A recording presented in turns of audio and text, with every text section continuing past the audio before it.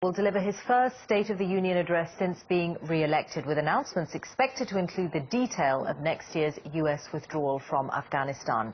But the biggest challenge of his second term could be closer to home, getting his domestic policies past Republican opposition.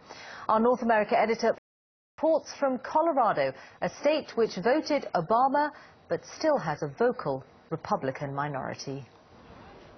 When the president comes to the Capitol, his speech is likely to mirror his defiant, uncompromising inaugural address, a challenge to Republicans.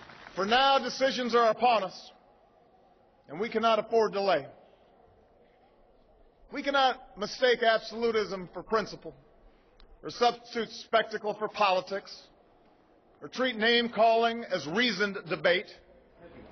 Those words enraged congressmen like Doug Lamborn from Colorado.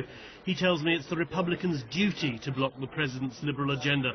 As they control the House, they can really do that. If he brings forward heavy spending proposals that make us borrow too much money and go deeper into debt, we're not going to be very excited about that, and we will be a backstop. We will be a check against that. This stunning landscape is where the congressman calls home.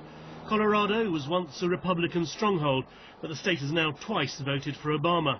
And in the little farmsteads and ranches are the people who make up the backbone of the opposition. They don't understand what it is to be out here. People like Richard Elsner. He says it's Obama who's not willing to compromise. He's just so opposite of what we believe, and he doesn't seem at all willing to come across and say, you know, I have answers, you have answers. Let's talk about how we might make things work. It's more like, I have answers, here they are. Tough.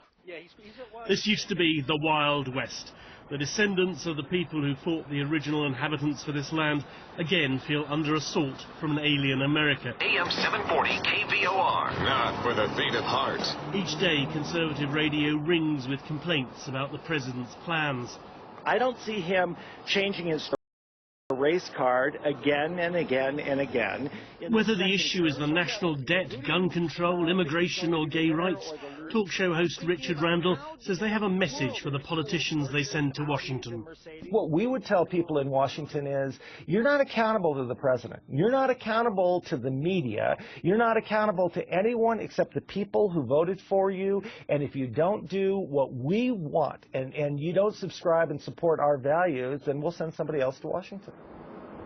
There's cold comfort for the president from much of rural America, where politicians are rewarded for not following the herd. Mark Mardell, BBC News, Colorado. Now football and Celtic face a huge task to reach the Champions League quarter-finals after a 3-0 home defeat by Juventus. As Patrick Geary reports, their chances of staying in